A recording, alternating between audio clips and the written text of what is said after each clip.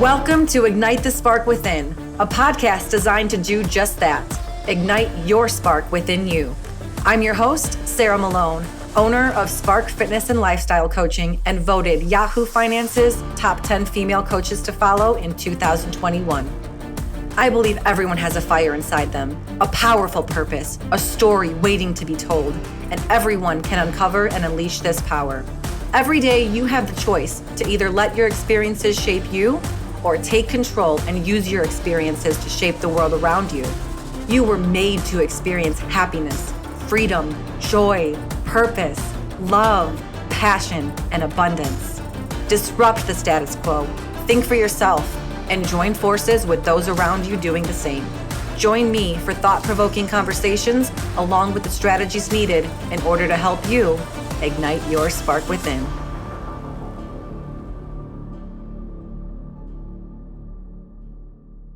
Welcome back, guys. I'm very excited to bring this interview today with a man named Eric Blackwell.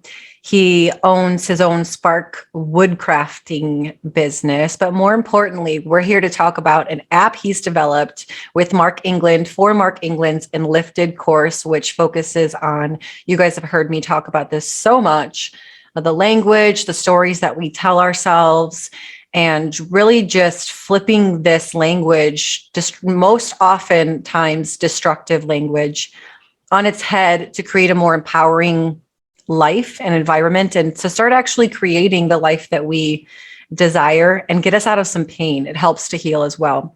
So we do dive into the app. We dive into, the future of apps, what AI could look like very briefly. But at the end, I really encourage you all to stay tuned for this whole episode, because at the end, we really take a turn for a different topic, which is purpose and creation, which was interesting because I didn't expect us to go here. But Eric helps people create things that they're fascinated about. And I didn't realize it at the time, but this is so important for the world right now, for us to have more creators instead of being tied to the obligations of the corporate world and just relying on a paycheck. And gosh, that is so true. I mean, the future of this world really, really is dependent upon people creating, not relying on and being enchained, to obligations and the 9 to 5, or even not even the 9 to 5, but just somebody else who's trying to dictate what to put in their bodies in order for them to get paid to work for them. Seems crazy, but we do talk about this, and it was just a real honor and joy to hear his outlook on it.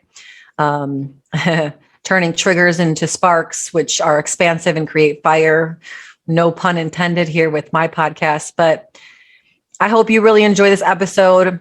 Every opportunity to connect with Eric is going to be in the show notes, so please check that out, and please check out the Enlifted app to start to understand your own language with yourself and your stories, and just to start changing the language and the conversation that you're having with yourself and others to create more connection with yourself and to create better connections with others. Enjoy the episode. I can definitely talk about apps. AI would be outside of my area of expertise, but we'll get right up to that edge. Okay, apps is fine. More so but what's the difference between apps and AI? Apps are going to be software, something you interact with, and artificial intelligence is normally some sort of algorithmic interpretation of data that's being collected by software or some other form of data input. You can use census information, you can use surveys to train an AI to spot patterns that exist in very large sets of data that you wouldn't think to ask for. So normally the hierarchy goes, you have data, and then if you have a machine learning engine, you can tell the machine learning, I want you to look for these things in the data, and then tell me what you find. Artificial intelligence is, here's a bunch of data, tell me what you found, and let the AI figure out what's important. That's my rudimentary understanding. Interesting. And kind of freaky at the same time. Very much so. Because to allow, and I feel like we've already started the show. So first of all, Eric, thank you for taking the time to speak with me. I'm very excited to dive into your most recent development of the Enlifted app. But first, you and I were just talking about AI, and I want to go into that as we're on the topic. It's a little freaky, yeah, to give control over a computer. Yeah, if you're giving, I guess it depends on what your intention is with the AI and what kind of data you're going to give it access to, what kind of systems you're going to give it access to. When you're giving data over to an AI, you can learn a lot from it. As we were talking about before, machine learning would be the step down where you give a data set over to something and you tell it to look for patterns in these, to answer these types of questions. And with AI, normally, you're giving it far less instruction. It's instead figuring out, it's looking for things on its own. And I think that's really interesting, but that's also dangerous. Right. See, I didn't, this is new for me because I guess I wasn't looking at it under the understanding that there's different levels, right? So you just explained there's basically AI, a step down would be machine learning, which is more controlled from a human perspective. And then the step down from that would be basically what we're talking about is apps, where an app is really just designed for one function for a human to use in order to create more efficiency or entertainment. I guess you would pose that as. AI is a different beast because it's basically the artificial intelligence has the intelligence, not the other way around.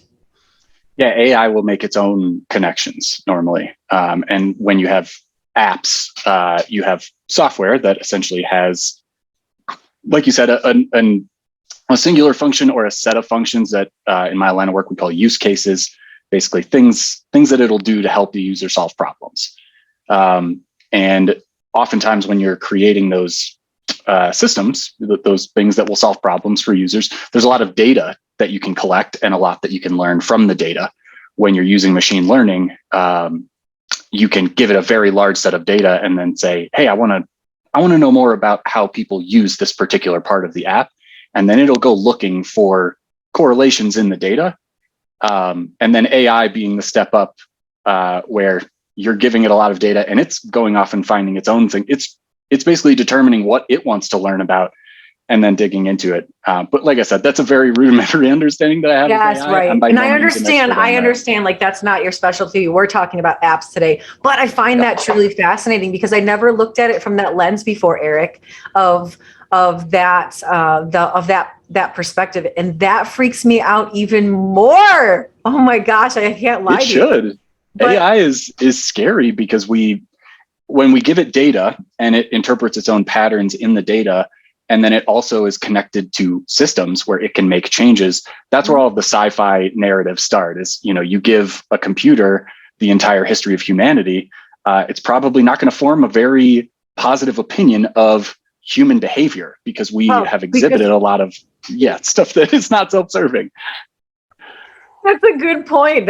And you know what? That should be the wake up call that all of us need. Like if you were to just plug AI into analyzing human history and human behavior, and it's not going to give you a good feedback, wake up.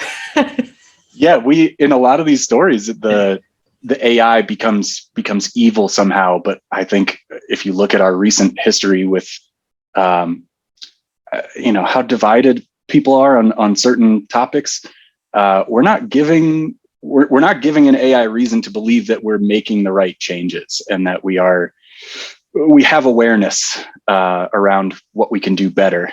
I think a lot of the patterns that it would find would be, they're doing things the same way they've always done them.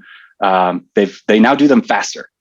Yeah, because we have more technology to make our stupidity more efficient, and to share it with the world. Let's just share more stupidity and make that a pandemic. But it's interesting though, because then you would look at that from it's a very polar lens, this dichotomy of, okay, well then in these sci-fi movies where the quote unquote AI turns evil, is it really turning evil? If the AI is programmed to basically correct the factors that humanity has steered off of, and they end up killing people in order to do that, is that incorrect or is that correct? It's like, it's going to bring up a lot of sticky questions, I feel like. Yeah, it's entirely dependent on the data you give it access to and what you've taught it to look for.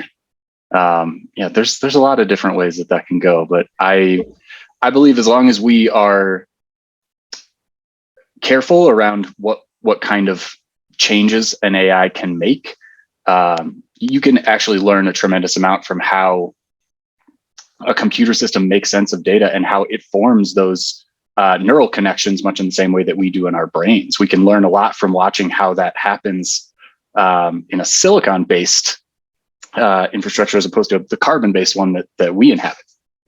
Right.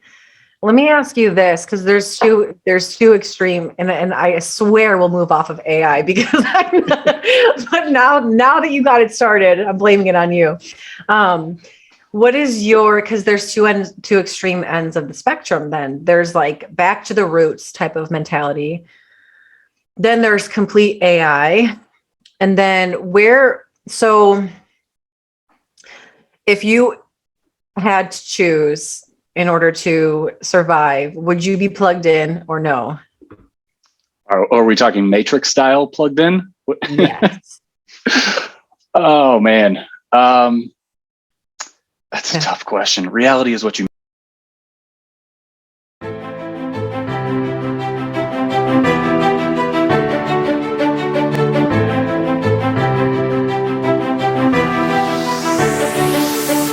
Hey everyone, I hope you're enjoying the show. Hey, I'm going to make this really quick. On October 20th through the 23rd, if you are a woman or even if you are a man who knows a woman, any woman that would benefit from this experience, I'm hosting a retreat with my dear friend Kim Egger in Arizona in the beautiful and spiritual Red Rocks of Sedona. We are very excited to bring this retreat. I've been hard at work at creating the content for this retreat for the past 2 years, ever since the pandemic hit. And what I realize is that these women, all people really, but right now we're focused on the healing of the divine feminine. And this is really just going to provide a space for growth, for healing, for rest and reprieve, as that is desperately what we need right now. And the contents and the guidance of somebody facilitating an actual growth experience instead of leaving you out in the cold. You know, if traditional therapy doesn't appeal to you, which it doesn't appeal to most, then this is a great way to experience the healing and transformational experience that something like that can offer you, but in a place where it's completely away from your normal routine, family, friends, and environment. It is a chance to connect with other women that are like-minded and on the same pursuit as you.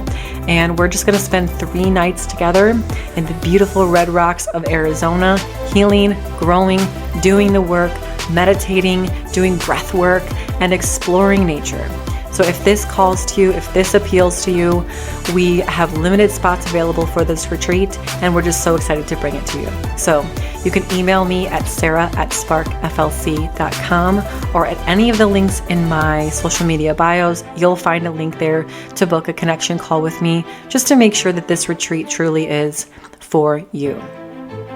I also wanted to make an announcement of our sponsors of the show and just thank them. First sponsor is Spark Fitness and Lifestyle Coaching, my baby. This is a holistic health and wellness company that has expanded over the years to include things like Reiki and energy healing, guided and channeled meditations. We do activations of spiritual gifts. We also offer live in-person events for women only and for men and women, like the yoga and sound bowl healing sessions and the full moon women's gathering. There is so much to offer in this one space: fitness, nutrition, holistic healing, you name it, and it's going to be covered under Mind, Body, and Spirit with Spark. And I'm very honored to partner with other partners and investors now to be able to sponsor this show. Our next sponsor, Juice Plus. I've said it, and I've said it ad nauseum now, that I am not a huge supplement fan, but Juice Plus captured my attention with its ability to bring an immunity aspect to me and help me to function at a higher level, which I was shocked to find out that we are recommended to consume 9 to 16 servings of fruits and vegetables a day. And I don't know about you, but that's a lot of food to consume. And with our busy lifestyles, which I'm not condoning, by the way, it can be hard to consume that much food. So what's cool about Juice Plus is that all of this is holistic. It is legitimately powdered fruits and vegetables in a capsule, so you don't have to drink a nasty fruits and greens powder. They also come in gummies if you're not a pill swallower. I don't mind it, so I do the reds, the greens, and the purples, and their fish oil, their omega blend. And I have to say, aside from just taking care of my health, which sometimes can be unseen and unfelt, I legitimately feel a difference in my ability to recover, in my health and vitality and energy. And it's almost like a space is created in your system, and you just feel like things are more oxygenated, which, come to learn, that's its sole purpose, to oxygenate your system. So as an athlete and as a workhorse, even if you don't work out strenuously, even if you just live a lifestyle in which you're working a lot, you're creating what's called oxidative stress in your system. And oxidative stress can be very detrimental. It's what reduces your immunity. It's what causes inflammation. It's what harms recovery and muscle building, among other things.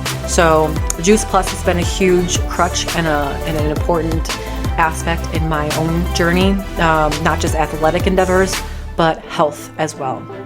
So if you need any more information on those, please hit the links in the show notes. They'll take you directly to Spark, the retreat page, and then Juice Plus. And hey, if this podcast is adding value to your life in any way, I just want to ask, there is a donate button. You can donate whatever, however little or as much as you want.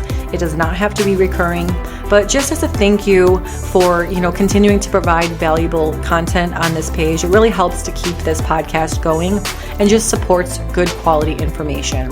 You can find that link in the show notes as well. It's what began this show in the first place, and everything is welcome. At the end of the day, my mission is just to continue bringing you high quality, good conversations, a place to come to learn and hear vulnerability, and then so that you become a stronger and more capable human being as well. So anything is much appreciated to help continue this show.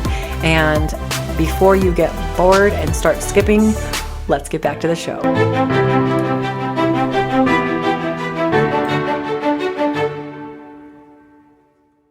Make it. And that's one of the main reasons I'm so deeply entrenched in the language game right now, as part of Enlifted with Mark and Adam. Is I was using words to craft a very shitty reality for myself. I had a poor relationship with reality. And so I've cleaned up a lot of my language, and that has helped me better relate to the actual world around me. So I really like where I'm at. I'd rather be here, but we'll see what the Matrix has to offer. I'm sure there will be some cool perks to a virtual space in the future that will provide all kinds of new benefits that we haven't even begun to think of yet. Right. I think it's somewhere in the middle, where if it's in a controlled environment, we're using AI to, I guess you're right. There's opportunity and there's options there. But when it comes to inhabiting humanity, I don't think that's how it's designed, because that would take away the free will portion of our experience here in this world, and also the feeling part that we are so blessed to have. Mm-hmm. I would say a hard no. for me, kill me first. Yeah, maybe there's a balance somewhere in the middle. I'm sure there is. That would be really cool. It's just so easy for men mankind, I should say, to take it to the extreme of like, what more could we do? What more? It's like always more. So, okay. We're great at but that. let's talk about the app, because what's huge right now is obviously the language game is huge.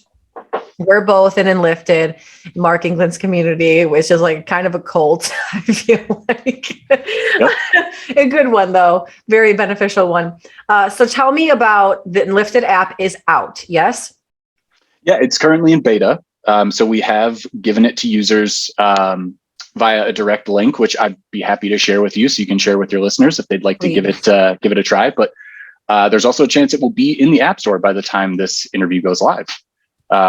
We have been crafting this app for the better part of a year and a half, and just within the last couple of months, we've finalized some of the technical underpinnings that need to exist in order for us to share it via the App Store, so that it's available for everybody. Because that's the first rule with any software. You've got to make sure that people can find it and that they can see the value in it right away.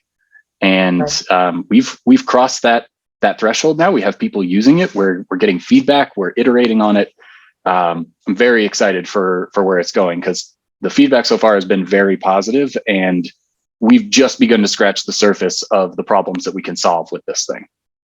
Awesome. So how long does it take to develop an app like this, or just in general? That's entirely dependent upon how much money you want to spend and how much you understand the space that you're stepping into. So I've worked with several people who have approached me about building an app for fitness, and fitness is already very systematized. And so it's normally very easy to translate what they want to do into, as I mentioned earlier, use cases, these sets of functionality that will face the user in order to help them solve a problem. Now, what we're doing with our app is a little bit more novel. We are using voice transcription technology to allow people to voice journal, so that they can get the stories out of their head where they have no boundaries and they tend to take on a life of their own, and get them out onto digital paper, let's call it. They've got a place where now they can see the story has a beginning and an end. It has these boundaries, and with that little slice of their thoughts, that little slice of their mind, we can help them evaluate, okay, are there opportunities within here, within what I've said, for me to be more accurate, for me to reframe something in a way that is going to serve me moving forward, as opposed to weighing me down with a limiting belief or something else that's going to get in the way of my success. And that has taken us a while, because we've been leveraging some technologies that most other apps haven't been able to tap into yet. So we're doing some stuff that is very unique. And because we're, I don't like to use the word trailblazing, but we're one of the first ones at the table in this regard, we're having to do some of the cleanup work to make it work the way that we want, so that it's effortless for people to interact with. Because if you build software that feels like it's difficult to use, people will drop off almost immediately. Friction in an app is not a thing that's accepted by people in 2021. Yeah, because everything's so fast and there's so many more options. But to me, you guys are, I mean, let's back up just real quickly to give the listeners an idea of what we're talking about. Mm-hmm. So my audience has heard me talk about, and my clients too, my crew has heard me talking a lot about stories, the language that we're communicating with ourselves in, and really just flipping this so that it's empowering you instead of disempowering you, and taking on that role of being an author of your life. And so what we're talking about here, guys, is an app with the Enlifted team, which is, the story work, the language guy, we would call Mark England, to do this more of in an automated, and it seems like being able to do this all the time instead of with a coach. Is this available for everyone? Yeah, it will be. We're going to launch it for free in the store, and the intention is to give people a taste of what Enlifted is all about. Okay. Give them some of the basics of the Enlifted methodology around how you can make your language, and this is my interpretation of this coaching system as it's worked for me. Give people a better understanding of the mechanics of their language. I think a lot of people look at language much in the same way that the stories in their head work. It doesn't really have confines or boundaries. There's words that we've defined, but nobody knows the entire English language, right? Even if you have a really excellent vocabulary, there's still parts of it that you either don't know about or you know about and have chosen not to use. Sure. I find language to be fascinating. I was actually a cultural and linguistic anthropology major in college, which was fun. That comes fast. I thought it was useless until I started doing this. Wow. I loved understanding how language came about, how it's changed, how it's branched, and then, come back together and coalesced into all these new things. Now we have all these little communities online that have their own languages, lexicons, I guess would be a better way to describe it. They have their own sets of words that mean something specifically to them. And what I find really fascinating about the Enlifted methodology is that it took some of these, let's call them like groups of words that were problematic. They led to poor outcomes whenever I would try and communicate something. If I used these words, they normally led to a tone that I didn't intend, or they left a lot open in terms of like interpretation for the person who was receiving that message. And that was because I was choosing words that were soft, right? They created conflict because they weren't as clear or accurate as they could be. And once I learned how to take some of those words and replace them very directly with a different word, I could change the meaning of the statement to actually reflect what I meant much better. Right. Oftentimes with fewer words. And that's something I think everyone can benefit from, regardless of where you are in your language journey. We can continue to improve our language, and I think it's our job, it's our responsibility as humans to continue to evolve this language technology that we've created over the last 100,000 years, or whatever you'd like to call it, depending on what you believe. So I loved that Enlifted gave me a system that I could use to take my language and essentially put it through a set of filters to determine like, oh, cool, I can actually take some words out. I can swap some words. And now the statement that I had previously said in a very roundabout way is very direct. It's very easy to understand. And it represents how I feel much, much better than what I had said previously. And yeah, like you said, working with a coach is a great way for you to do that in a more nuanced way. You can work with someone who understands you and what you're dealing with. And the intention of the app is not to replace a coach. It is to automate and scale a lot of the fundamental elements of what a coach is going to teach you, so that when you work with a coach, you've already got that foundation. You have a huge head start, and now the coach can help you address the problems you want to clean up, instead of cleaning up all of your language to get to that point where now you can springboard forward into better beliefs, better behaviors. Well, and the cool thing about that too is what I find as a coach is when my clients are meeting with me for a half hour to 1 hour per week, we're able to get so much done. But then it's like this language thing that we talk about. And first of all, it seems like language, when you say language, we study language, it seems like it's such a boring thing. But then when you actually think about it, you're like, language, that's a huge part of every part of our life. And it's so important. Words are magic, abracadabra, right? With my words, I create and destroy. You can do both with words. That's how powerful they are.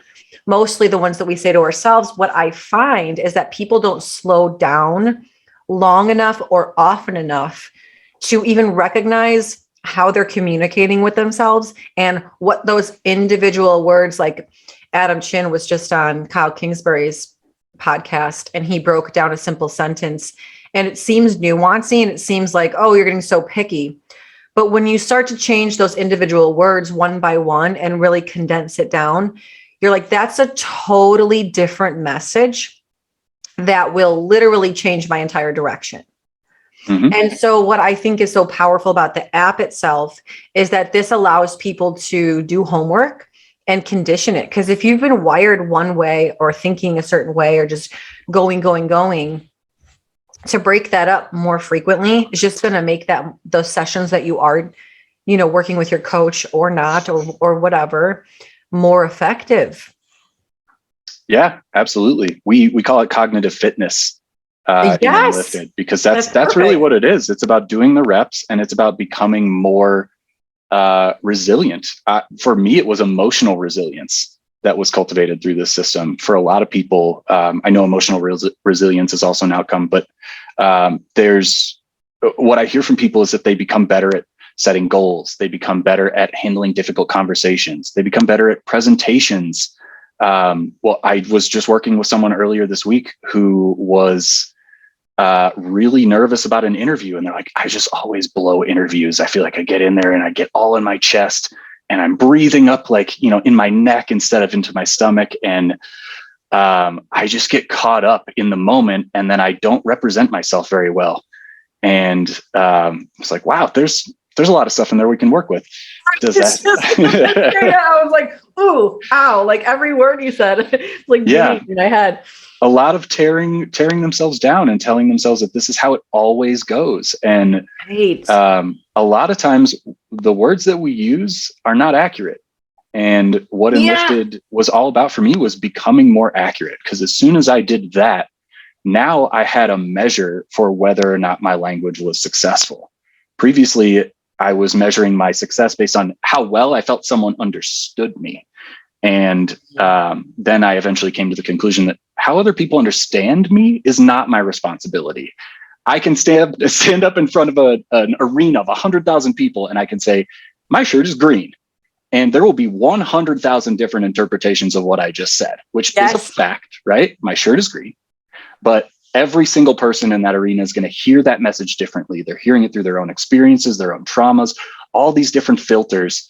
They're remembering someone that bullied them when they were a child who was wearing a green shirt. And now they can't listen to me anymore. There's so many weird connections we make. Oh my gosh. It's like, it's crazy to think that we live in a world that way where like one person has multiple different layers and filters that they're hearing, seeing, and then, putting that back out into the world with. It's a whole shitstorm of a bunch of different realities. And I love that you just said it's not your job for other people. I just wrote about this the other day. It's not my job for other people to understand me. It's my job for me to understand me. And when there's clarity around that, then communication is much more effective. But more importantly, when you can communicate clearly, because you're so clear on yourself, then you have more peace in being like, well, I said exactly what I meant and exactly what I felt. And then that other person's reaction and response that's going to just be, I'm going to have to accept whatever that looks like. That's not my responsibility. Yeah. However people interpret what I say is up to them, and attempting to influence it, I think is rooted in this need for control that many of us have. And so if you let go of that, I found that it's much easier for me to communicate now, because I no longer am concerned with whether or not this is going to be taken the right way, quote unquote. It's just, it is what it is. I said what I said. I said it as accurately as I could. And it is a representation of how I feel or what I experienced. And how you take that is totally up to you. If you'd like to have a conversation about how what you heard and what I said were different, I love having those conversations. I'm not shying away from those at all. I'm simply saying it's not my responsibility to help you interpret it in the right way. It's up to me to convey it as accurately as I can, so that the chances of you hearing it in the way I intended are as high as they can possibly be. Absolutely. Beautifully said. Beautifully said. We are really excited about this tool, because it is going to give people the opportunity to hold up a mirror to themselves and look at the words that are coming out of their mouth, which so few of us do. I was absolutely guilty of this. I still am. This is an ongoing process, right? I want to give people the opportunity to let it out first and then sort it out. And that's something that a lot of people do via journaling. They will sit down and they will let some thoughts out. And then hopefully if they're getting benefit from it, they're coming back to their journal, they're rereading things, and they're making these connections. Oh, I talked about this thing, a lot over the course of this period of time. Or, oh man, I talked about this a lot and then I totally forgot about it. And I want to give people the opportunity to let this stuff out so that we can do some of the legwork to help them sort it out. Okay. And so let me pause there. So I want to understand how the app works. I know we're in beta test right now, but does it save there? So is there a functionality where they speak into it and it transcribes it for them, correct? Mm-hmm. So they can see it. Now, does it save this as a journal entry? Can they play around with the words? Yeah, let's talk about that. I'm very curious about this. This is absolutely. This is revolutionary. It has the potential to be, and that's 100%. 100%. That's one of the things with the apps too. When you asked that question earlier, how long does it take? How much money? It depends on how comfortable you feel with solving these problems, and designing Eric, experiments to determine if you're right. Yeah. So. Eric, I've never heard of or seen anything like this before. And it's extremely powerful. Like you said, potential to be extremely powerful for. You still got to execute. Yeah. The world needs this right now. So, okay. So walk us through. So you record what you're saying, you record your stories, go for it. Yeah. The original concept for the app was a rant button. Somebody is hot about something, right? They just got out of work and they feel wronged by an action that someone else took, or maybe they're driving home and they get cut off as they're coming into traffic. And all of these stories start to emerge around them being a victim, or this person is an asshole for doing this. Yeah. There's all of these different narratives that form when we internalize these stories, and then we keep telling them to ourselves. So we wanted to interrupt that pattern as early as we possibly could, and get people to just start talking into the app instead of calling up a friend and ranting to them, venting to them about something with no real intention. They just need to get something out. So we wanted to build something that would allow people to very naturally just pick up their phone and start letting these things out before they form some sort of a larger story or narrative in their head. And so what we have people do, we pivoted away from the rant concept into just more of a freeform journal, because we want you talking about good things too. We don't want you to only talk to it when you're upset about something, although that is normally the time where you're upregulated and we can provide the most assistance. But what we wanted to give people was a place where they could go and journal with as little friction as possible, with as little self-editing as possible, with as little self-censoring as possible. Those were themes that came up a lot as I was interviewing people around their journaling practices. Oh, I usually write for a couple minutes and then I'll come to a realization and I'll stop writing. I'm like, well, it sounds like something important came up. Did you write it down? No, I got the realization I wanted, and so I just stopped. And then I forgot about it 10 minutes later. So we built an app that would allow people to go in and start a freeform journal entry where they are talking about anything that is going on in their lives that they want to gain a greater understanding around. So it starts with them doing a voice recording, and it can be any length of time that you want. It can be 30 seconds, it can be 30 minutes. I've done ones that are 45 minutes and up, where I'll just go on a walk and let my thoughts flow. From there, we are going to transcribe everything that you say using Siri on iOS. And when we get to Google, we'll use their service as well, so that you can see the words that you used. And as soon as we start recording the actual words that you used, we can hold them up against the recording to figure out the number of words per minute, which is normally a good indicator of your word consideration, basically your word choices. As your words per minute goes up, your word consideration goes down. We can track your volume, we can track your pitch, we can track all kinds of different things around your speech metrics that will indicate to us whether you're in an upregulated state or a downregulated state. And then beyond the simple math of all of those things, we're tracking the actual words themselves. And that's where we can then highlight for you opportunities to make things more accurate. So in Enlifted, we have two main types of language. We have architect language and conflict language. Architect language, you may have already talked to your listeners about this, but just to reiterate real quick, architect language is going to be anything that is forward facing. It's about what you want. It's about what you're going for. It is pointing you towards action that you can then take. Conflict language introduces doubt. It introduces conflict through being vague, being non-committal, basically dodging responsibility is how I see it. That was what I was doing. I was avoiding responsibility by leaving things vague and not really committing to doing anything at all. So, that's the worst one I see so much of, Eric. This vague. I'm like, you just said so many words and I'm still so unclear on what you mean. Yeah. Wow. Imagine the difference. You go to a New Year's Eve party, right? In the next couple of days, and you talk to a friend and they're like, I'm probably going to start a business in January versus I'm going to start a business in January doing this. Very, very different statements, very different paths to walk. And so what we wanted to do was help people find the conflict language that exists in these journal entries and then reframe it using some of these mechanical changes to the statement to make it more architect oriented. So the way we do that is we look for certain types of words. So within conflict language, you have soft talk, which is the stuff that introduces doubt.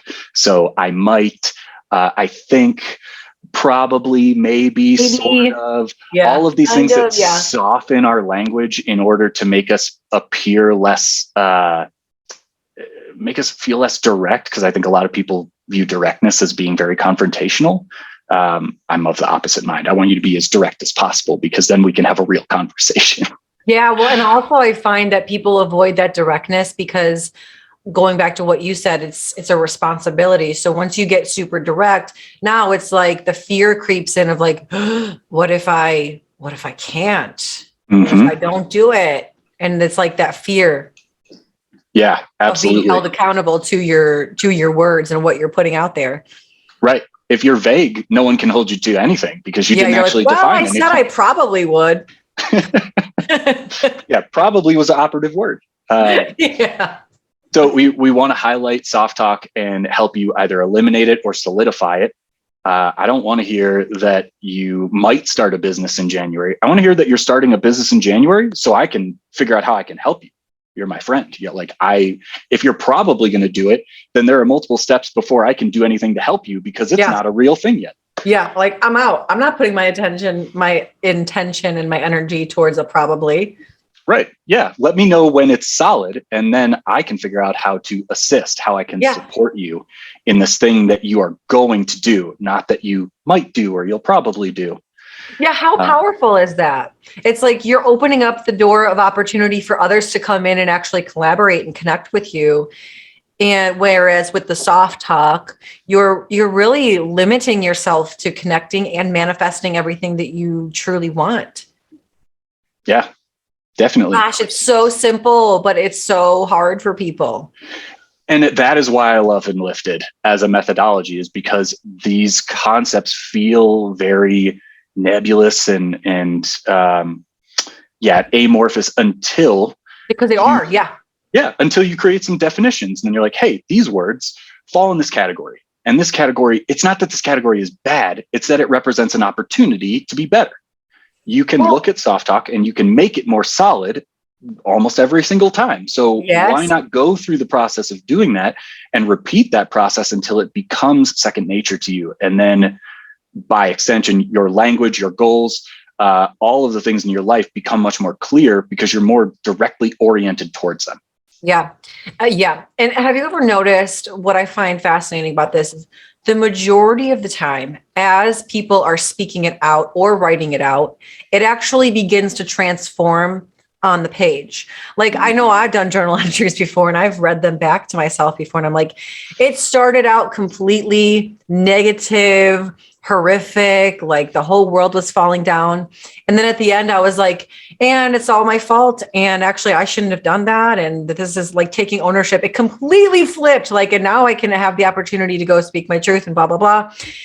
Just in the one journal entry, you just by speaking it out or writing it out, you can already see the gaps in yourself and transform it around. Yeah, I sat in as I was doing, I've done all 3 levels of Enlifted now. And I remember sitting on those level 1 calls where everyone is getting blasted with a fire hose of knowledge and they're trying to drink as fast as they can. And all of these examples started to pop up for people, ones that I could relate to, where, yeah, they saw their own responsibility in the situation. They saw their role in it much more clearly.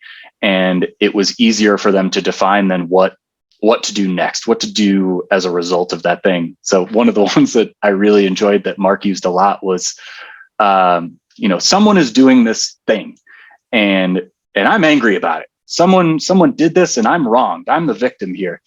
And change that to this person did this and my only course of action was to be angry. When you phrase it like that, you realize, oh, okay, no, I actually have lots of different options that I can take, but I'm convinced this is the only one that's valid, is for me to be upset about it. Yeah.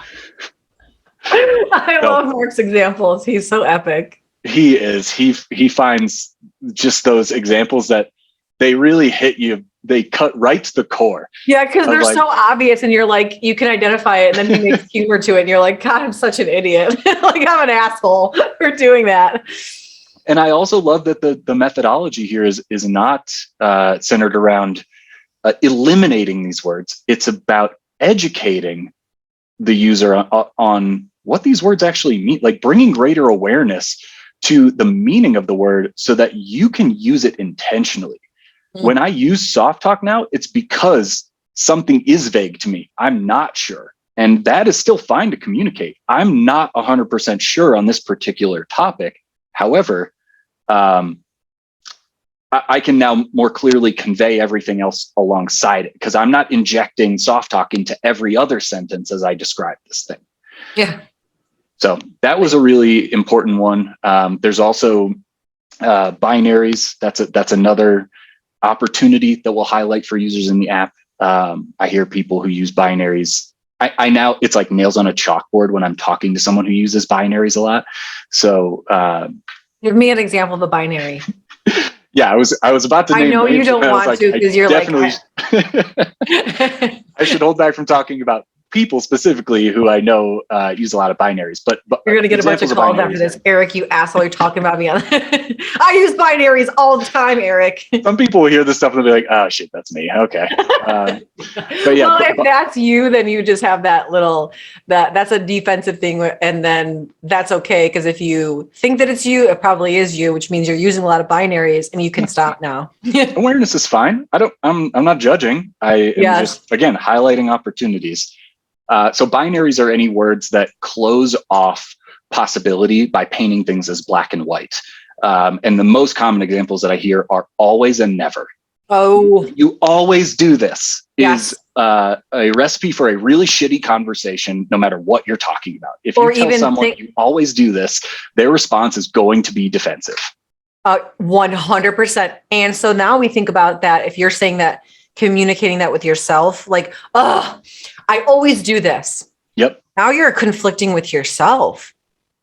Yeah. Now you're defensive with yourself. You're creating a narrative for yourself so that you can continue to step into it to prove yourself right. That this thing you don't like about yourself is just a part of who you are and it's inescapable. Yep. I always fail on these diets. I always cave when the family brings out this meal. Yep.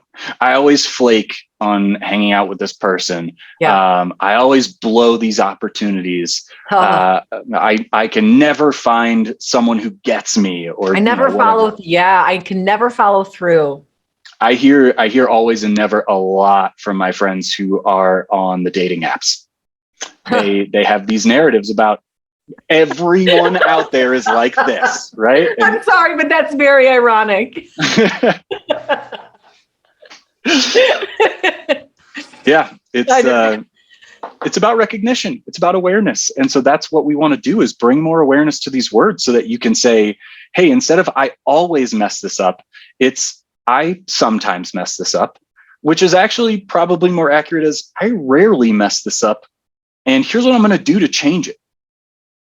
Look at like the incremental steps that you can take away from these blanket statements. Yeah. And in making them more accurate, open up possibility for yourself to step into something else, to step into a better mindset, a better mentality. Yeah. And one of the things I want to make really clear to your listeners is that this is not positive mindset coaching.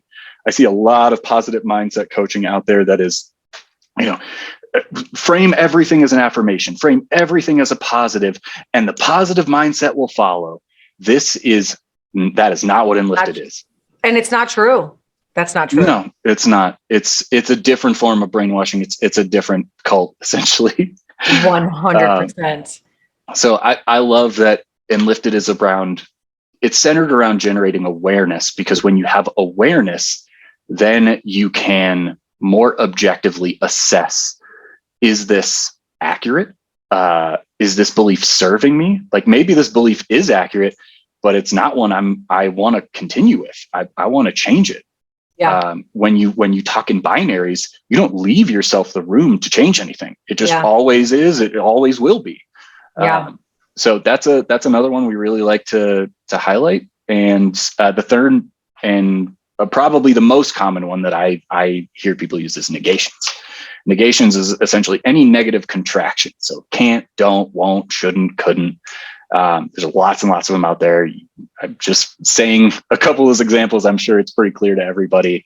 Some of their favorites and the ones that they use most frequently. Negations, you can flip into affirmations. You can make positive, but you also need to change the statement as a result. So when you say, I can't get this right, you can change that to, well, I can get this right. And normally that then leads to an action of some kind. So I can get this right by making this change. It immediately pivots you towards your ownership of this thing and what you can do to get the result that you want. Yeah. Or even better is saying, like, I'm going to get this right by doing this. Yes, exactly. Take the possibility part away and make it an identity, make it something that you're going to step into and you're going to do every day until that story changes. Yeah. And what I found with Enlifted was that a lot of these stories that were entrenched, they were 30 some years deep in my psyche. They were uprooted and replaced within a matter of weeks, sometimes days. And all it took was practice by having better awareness around the other options that were available to me in place of this word or this statement. I can say this instead. And when I do that over and over and over again, the cumulative effect of those changes starts to manifest itself very quickly, a lot faster than most people would expect. I think a lot of us have stories around who we are, and how we talk and how we think is a really big part of that. And if you tell people, like, you're going to give them, some coaching on their language, it sounds like you're trying to prep them to go give a TED talk. And that's not what this is. It's about first how you talk to yourself, and then taking a better approach to talking with yourself over time will lead to a better set of tactics for how you communicate with others. Because if you can get really clear with yourself, what you then communicate to other people, I think it's much easier to navigate, because you at least have clarity on what you believe. You're not questioning your own beliefs as they're coming out of your mouth. Right. And more importantly, is it will surround you with the people. It may eliminate some people from your life because now you're more clear, but it will attract, and you know what I'm talking about. It will attract those people that really deep down you desire to have that tribe of people, those types of connections in your life, because now you're creating them. So the app, it basically chunks all of this down and is able to kind of pick apart these sentences and help the users become aware of, that's big. That's a lot. become aware of all these fragmented parts and how we can redesign it so that they can redesign their life, basically. Absolutely. Yeah, we want to start by bringing awareness to these mechanical changes, these very small and direct and somewhat black and white examples that will resonate with people because they're very broad examples of beliefs that a lot of people hold that oftentimes they inherited. They're not even ones they came to from their own, experience or conclusions. They were just handed to them and they said, yeah, okay, cool. This is how things work. Yep. So we're starting with generating awareness, and then what we want to do with the app is give you a way to track your progress as you define it over time with your language. So you'll be able to see over time how many binaries you're using. So like whoa. 1 out of every 40 words is a binary. That's a lot. That means you're painting a lot of things as very polarized. And we can help you clean that up and drive that down over time. While at the same time, driving up the number of actions you're taking, the number of goals you're setting, all these other things that normally come as a result of using fewer binaries. We also want to help people understand how their words per minute and their breath affect how well they're communicating things to people. So just with the functionality that's in the app right now, there is a tremendous amount of opportunity for people to gain a greater understanding of their own language and to see it in ones and zeros, right, on a screen. Most of the time, the stuff we say 10 seconds later, it's gone. Like if you ask me to, hey, go back 5 minutes and tell me what you said. Nope. I don't remember what we were talking about 5 minutes ago specifically. And I definitely don't remember the exact words I used. So the chance that I'm going to be aware enough to go back and self-edit that, pretty low. Oh, I'm so offended, Eric. You would. Well, that's why we record, so I can go back and listen. True. Okay. Now, wow, that's powerful. Okay. So they can track their progress and how their language is changing over time. Yeah, we're going to give people metrics for each entry that they put into the app. And then we're also going to be aggregating those metrics for them so that they can see over time how their words per minute change. Normally, if you're speaking slower, you are more selective with your words and you're going to be more accurate. So that's something we can help encourage people to do. Also, when you're spitting out fewer words per minute, oftentimes you're also breathing better. You're taking a moment in between each statement. You're letting it land. That's something we want to assist people with as well, because when we're excited about something, or especially if we're nervous or fearful, we tend to talk up here in our chest. And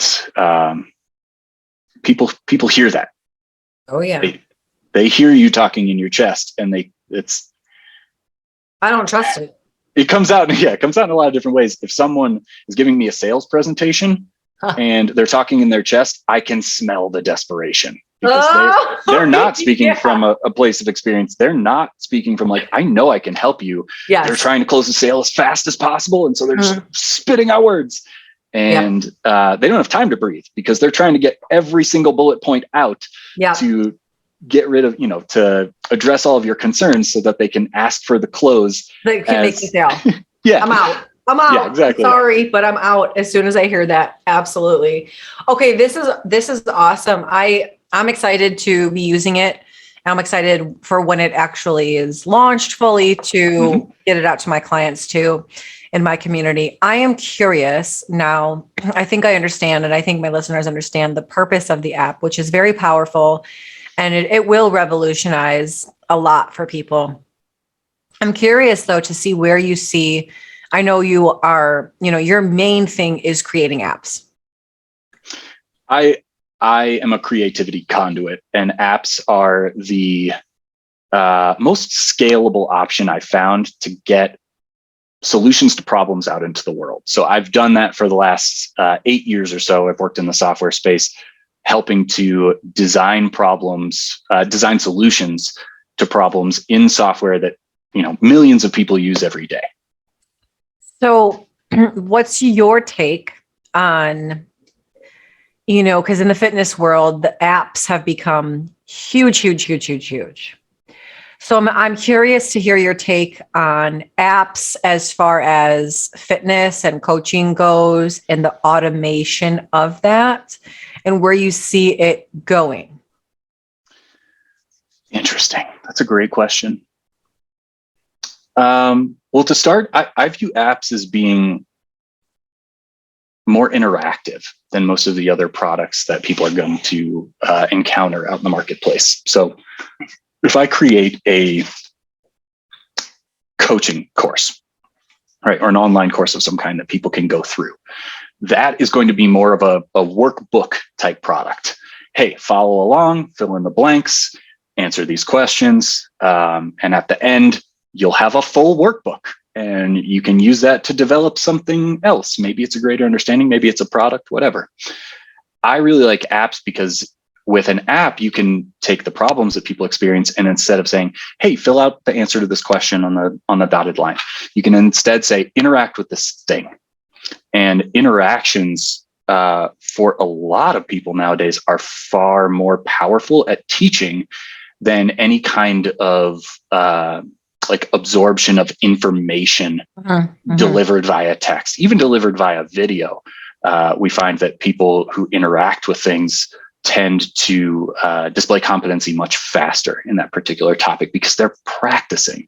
They're not just watching or hearing and internalizing these processes, they're doing them.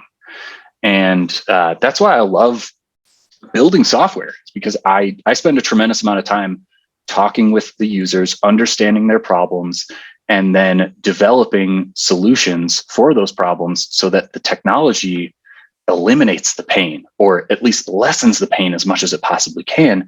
And that frees that person up then to go do more with their life. So I cut my teeth in product and software at a company called Zen Planner.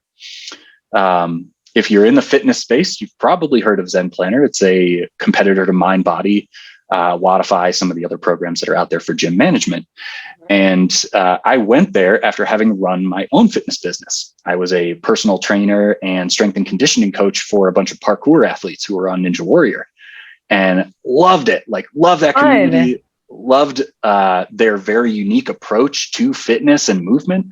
I also was having a really hard time paying my bills because fitness is a competitive industry, and I found that I had a lot more fun practicing it than marketing it and building the business around it. And then I found Zen Planner as a program to help me manage my business, and reached out to them and found out they were local and ended up going in. And about 2 months later, I was working for them. And I was doing customer support, helping people get the most out of the software, because I saw lots and lots of different people in the fitness industry who were struggling with the same things I was. They were spending so much time trying to run their business that they couldn't participate in the parts of the business they really liked. Yes. And so I figured, all right, well, I can stay in the industry and I can help as many people as I possibly can, but I'm going to be trading time for money for the rest of my life if I want to do personal training. Or I can transition into a company that is attempting to solve problems in this space to allow people to do more of what they love and to get the administrative stuff out of the way. So I started there with helping people understand the software and leverage it to its maximum potential so that they could get back to doing the parts of the business they love, which was normally coaching. And, when you're on the phones talking with people for 6-7 hours a day, themes emerge. You start to see these problems that you wish you could solve, but you don't have either the power or the knowledge to solve in the seat that you're in. So I worked my way up towards the product team, which a product manager is such a bummer title. It doesn't sound like anything. But what I've come to understand is that a product manager is essentially the solution architect. They are the person responsible for understanding the problems of the user, translating those problems in a way that we can build a solution for in the software, and then communicating that to the guys who actually write the code. So it's a lot of creative mediation, creative experiment design, and creative problem solving, which are three things I love. And so I found my calling as soon as I started doing that. I was like, this is what I'm here to do. I'm here to make technology more useful to everybody so that they can spend less time using it. They can just get the benefit they need, and then they can move on with their life. And that is a niche that apps fill so well at scale, because normally in order to get that type of interaction, that type of to remove that much pain, to remove those blocks for people, you need someone to be in it with you, and someone who really understands your particular problems and can design a solution for you. I loved the challenge of saying, I've got 1,000 people who are all experiencing this problem, but in a slightly different way. There's 1,000 different flavors of this problem that they have. What's the one solution I can design that's going to help everybody as much as possible? And then bring that out into the world. That is some high level white magic stuff that I get high on every single time. Wow, thank God for you, because I would not, because I would not want to do that. I mean, even though I kind of do it every day, but yeah, not in the technology space. I like that. And I think that you're right. It is very powerful. For me, using an app in my fitness business has been absolutely vital in order to scale and to be able to help people at a deeper level, instead of, like you said, the nuancy stuff. It helps me to program so much quicker.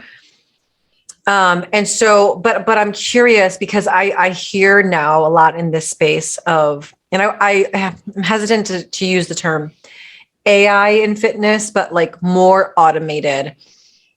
But, to me, I'll just tell you where my stance is on this is, it's kind of like somewhat in the middle, is using technology and apps to make coaching more streamlined, but there still needs to, in my opinion, there still needs to be a personal touch to it. Someone who's actually thinking about how to program it and how to put people through different cycles in the communication. Whereas some of these apps now are just completely automated. It's like, here's your program, and there's no actual coaching. Yeah, I see a lot of that. And I think some of that is good. Automating things that are consistent across cohorts, groups of people, is useful. If people come in with a particular issue that they want help with, or a particular goal, and the programming is relatively the same for everybody with that goal or everybody with that problem, great. Like, let's give them that foundation so that a coach can help them close the gap at the end. Are you familiar with the 80-20 principle? Refresh me. Okay. Doing the 80% of the work to get 20% of the result? Yeah, and the inverse. Oftentimes you can solve 80% of the problems with 20% of the overall effort. And then you spend the remaining 80% of your effort to close that last 20%, to close that gap. That's my interpretation of the rule, or at least as I use it in most of the stuff that I do. Right. So a lot of times what I'm doing is I'm saying, hey, I'm going to give this much effort to solve all of the general problems, the problems that nearly everyone experiences, and get those out of the way. Because once I solve that problem, all of the other things in the remaining 20%, people will then be more vocal about. When you solve the really easy stuff for them, then the stuff that they bring you becomes more nuanced. And then you can start strategizing. You can prioritize, hey, I want to solve this problem next. Because you want to go for, you want to cast the widest net first. Normally, you want to solve as many problems for as many people as you can. And then you work down into the niche level stuff. At least that's how we do it in software. That's not necessarily a recommendation for coaching. I know in coaching, niching down can be a really powerful way to find your people and to deliver that final 20% for them with minimal effort, because you've pre-qualified them by saying, hey, I want to help people who have these problems. A lot of times with software, I'm working with user counts in the millions. And so I'm designing solutions for hundreds of thousands of people at a time. And if I took the time to understand every single person's unique set of problems and then prioritize those, I'd get lost in the data. And so it's much easier to say, these are the themes that have emerged. These are the things that we can automate, because the first 80% of this journey is roughly the same for everyone. It's about the last 20% that's unique to the individual that we want to really better understand and solve for. And so I love getting to that 80% point as fast as possible, so that then people, having seen you solve that problem and then placing some trust in you that you understand their problems and you're prepared to solve the ones that come next, will communicate to you, okay, this is the next thing up on my list of pain points. This is the next most frustrating thing that I deal with on a daily basis. And then I can get to work on addressing that in a way that's going to impact as many people as possible, as positively as I can. My whole thing with product design is maximum impact. Love it. It makes sense too. Yeah. For me, I just see in this virtual coaching space, less on the one-on-one and the in-person interactions and more people operating the fitness side in an app. And so the need is higher than ever for that. Yeah, especially with people at home right now. Yep. But yeah, there's also an issue with scale in fitness. Only so many people can fit in your physical space. Only so many people can, or only so many people will tune into a Zoom to watch a class or something like that. And then there's the scalable issue of you only have so many hours in a day to do this thing. And so if you want to provide benefit to 100 million people, well, then you need to chop up your hours in a certain way, or you need to reach a lot more people with the time that you have. And that's where technology is built to solve these problems, but a lot of people are not leveraging it properly. And so I really like working with creators, business owners, all of these dreamers out there who have some idea that they want to share with the world, or maybe they have lots of ideas, but they lack the time and energy to evaluate them all and then execute on the right ones. And so they get caught in this analysis paralysis where I have 20 different great ideas and I don't know which one to do because I don't know which one's going to land and I don't want to waste any time. I don't have time to waste. Yeah. The story is that I'm too busy or my time is too valuable. I want to help people identify what you can test and then go test it and do it as cheaply and as quickly as you can so you can get an answer and then you can figure out your next action step. Yeah. Yep. And so that's the other thing that I do beyond the Enlifted app. I have been coaching people through what I call cultivating creativity and then using their creativity to design and test things that they can bring to market, allow them to share their fascinations with the world so that they can receive money in return and they can then continue producing more useful things for people. They can iterate on the stuff they already have and make it better based on feedback. You won't get feedback until you launch something. And most people get caught up in the launch and that thing never leaves the launch pad because they're not sure it's going to succeed and they're really, really scared of failure. Yeah, that fear of failure, such an elusive word. Kind of and it's an illusion, basically. Same with fear is an illusion. Yeah. But we know that. Okay, this is great. We talked earlier. I'm like, I might have an app that I want you to develop. So we're going to be talking more. But yeah, this is great because this app, the Enlifted one, it's in beta right now. So just as we kind of wrap up, can you tell us where this app is available? And then when is the official launch, by the way? So right now is that dependent on how the beta goes? It's dependent on a couple external factors right now. As being a person who does not write code, I'm dependent on people who have that skill to translate the things that I'm designing into working software. And that's a process. It's one that involves squashing bugs and making sure that everything works really well before we give it to the world at large. But we are very, very close to that. We're right on the cusp. Oh, that's awesome. So I expect that this app will be out in January 2022. Speaking to you on the 29th of December, just before the new year. We are in beta right now, and I will share the link with you here as soon as we wrap up so that you can share that with the listeners if they want to jump in and try it out. Awesome. I'd love to see how they use it. I'd love to hear their feedback. I will also provide a link that they can use to contact me if they want to give any feedback about how this app could be more useful for them. Those are my favorite conversations to have. So we'll definitely do that. And then, we're going to go live relatively soon. And at that point, they'll be able to find it in the App Store. It will be iOS only for a short period of time as we ramp up some of the stuff on the Android side.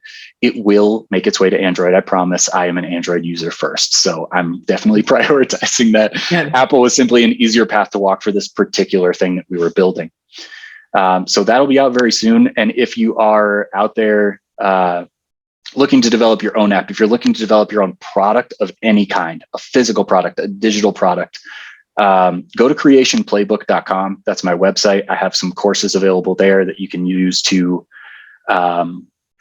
discern what types of things you can bring to market, what types of fascinations, how we can take the fascinations you already have and make them into something you can share with the world that people can pay you for, that you can be compensated for, and you can feel really good about it.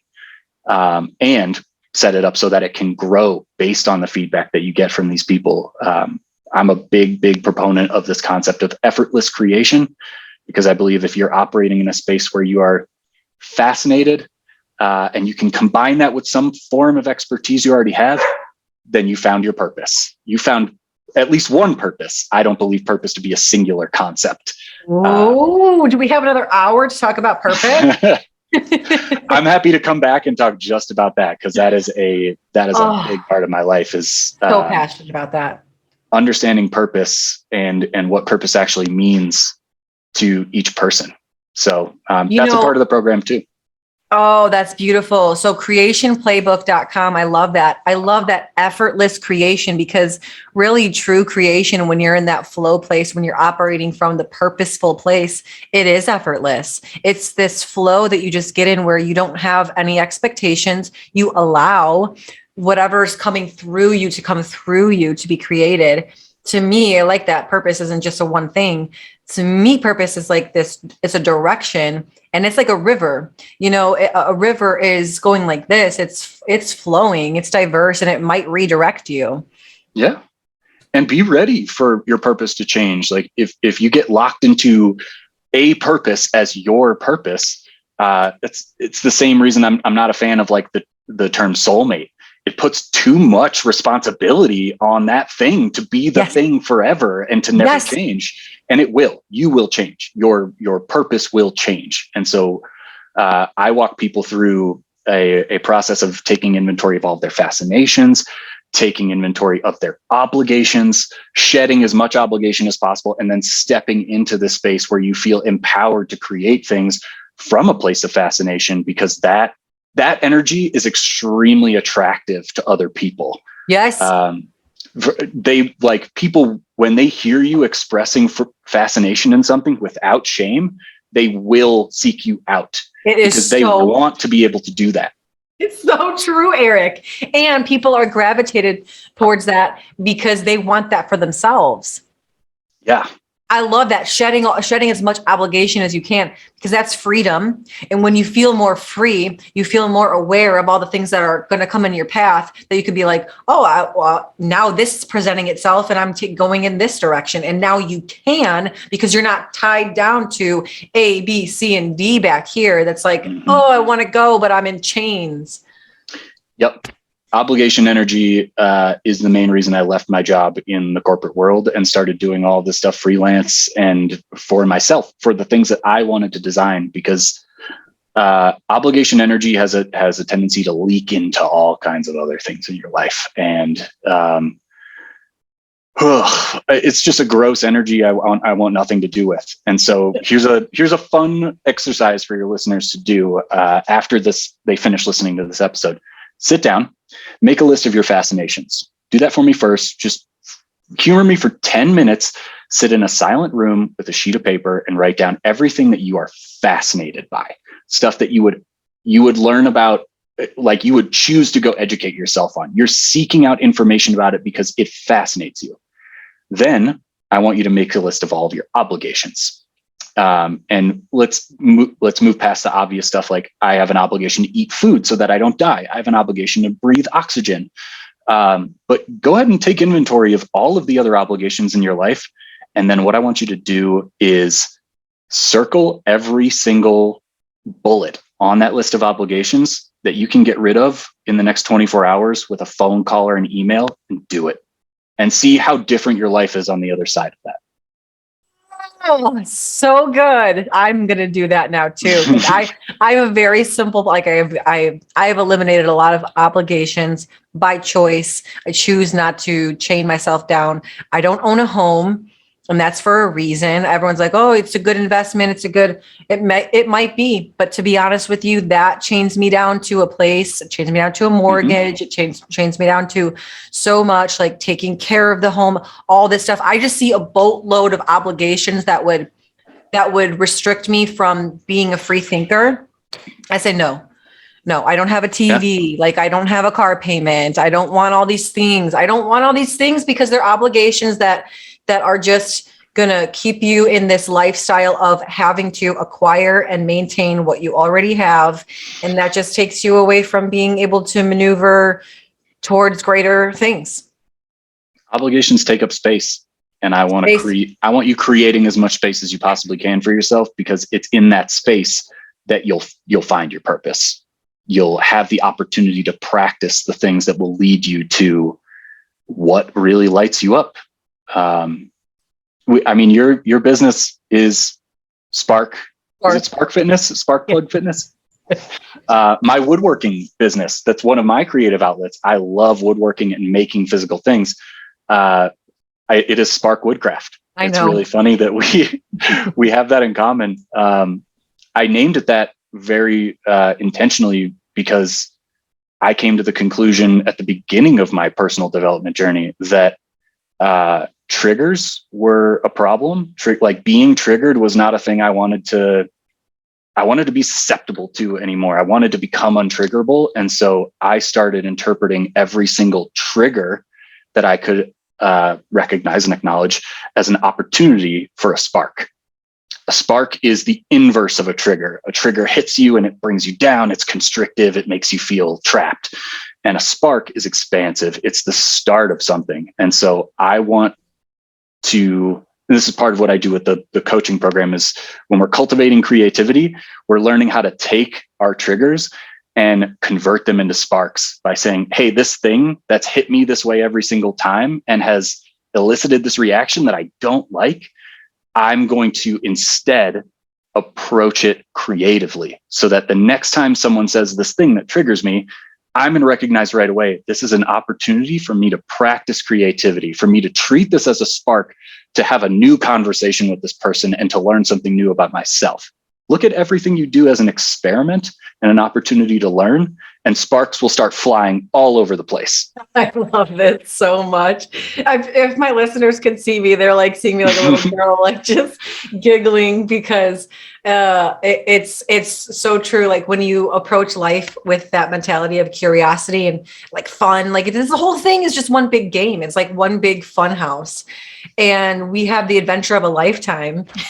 Truly, even those triggers that become sparks, when you're looking at it through that lens, you're like, it kind of makes you laugh. And then you're just sparking. And that's when that spark just becomes a fire. I mean, my podcast is named Ignite the Spark Within, Yeah. Bingo. Yeah. That's what we're here to do. Get started. Wow. That was great. That was like round 2. That was like part 2, the first part of that. So that was a teaser, guys, to the second one. Okay. So we're going to link all this stuff, creationplaybook.com, everything else in the show notes. For everybody will have the resources available to just click and go. But tell us also where we can find you. Also Spark Woodworking too. And again, it's called the Enlifted app. Yes, correct. The app is simply Enlifted. And okay. I'd also encourage anyone who resonated with the things that I spoke about on that front today to go check out the Enlifted coaching certification as well. Working with Mark England, working with some of the other people that we have involved in this community is a very unique and powerful opportunity to address these things directly. The app is going to automate a lot of the stuff that's very broad, but we're individuals, right? Everybody has a different path that they've walked up to this point, and the coaching certification will help you to find and acknowledge that stuff so that you can figure out where you want to start. I highly recommend that to everybody.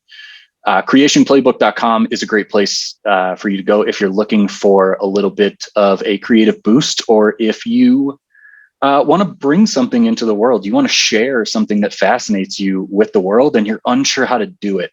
I have done it for apps, coaching programs. I've done it for physical products. I've run the gamut. Basically, I've developed every kind of product that I know is out there, and I want to help people do that because I'm very anti-corporate work. I'm anti giving your energy to someone else because of the obligation that a paycheck creates.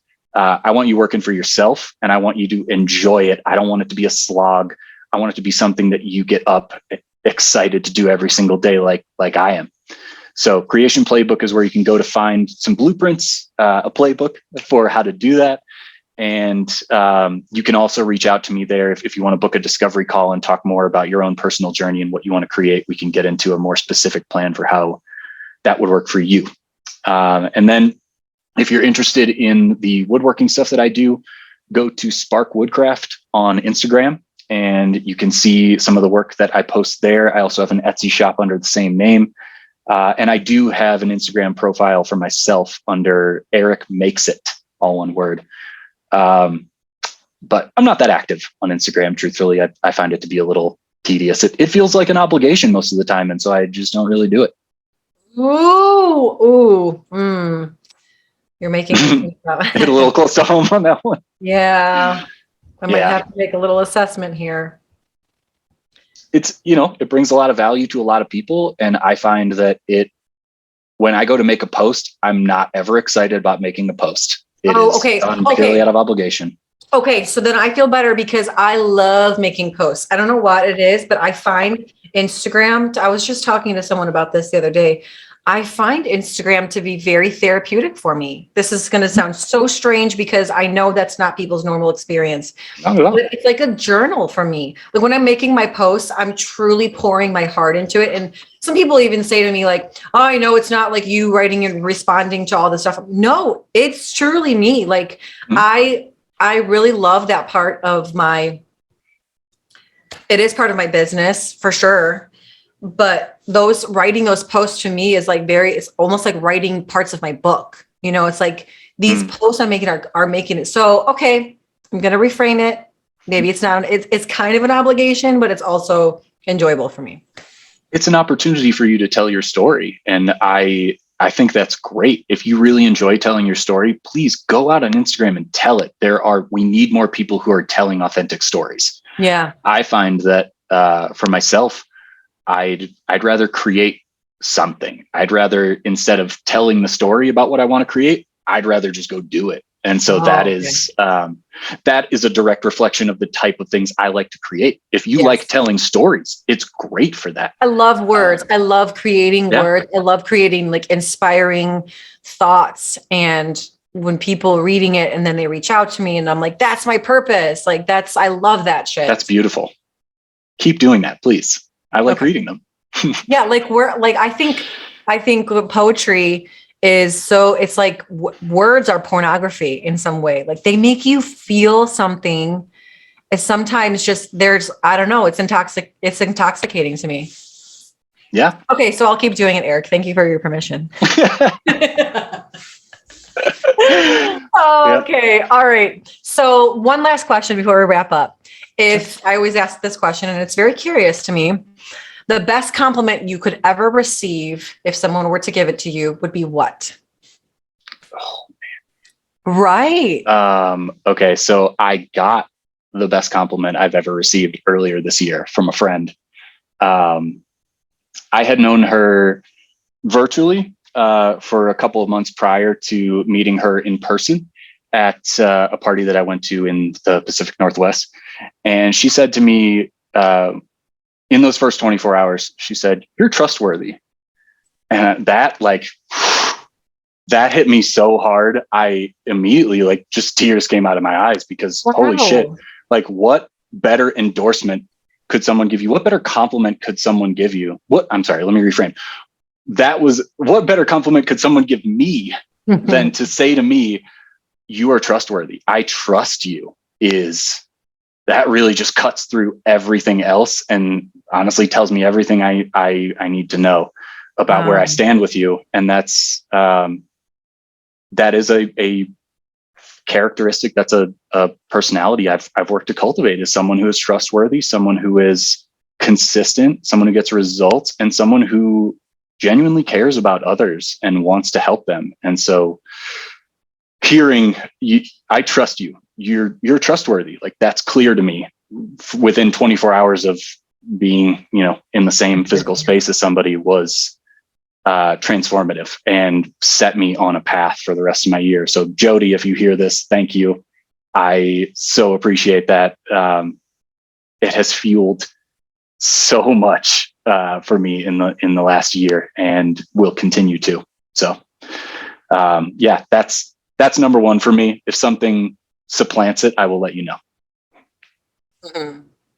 That is beautiful. What a way to wrap it up. Eric, thank you so much. I know we'll be connecting more after this, but thank you guys so much for listening. If you want more information, I'll link everything in the show notes. Please reach out to Eric. The world needs more creators right now. We need to start creating new, better things with your creative energy. So thank you very much. And until next time, guys, we will talk to you guys very soon. Thanks, Sarah.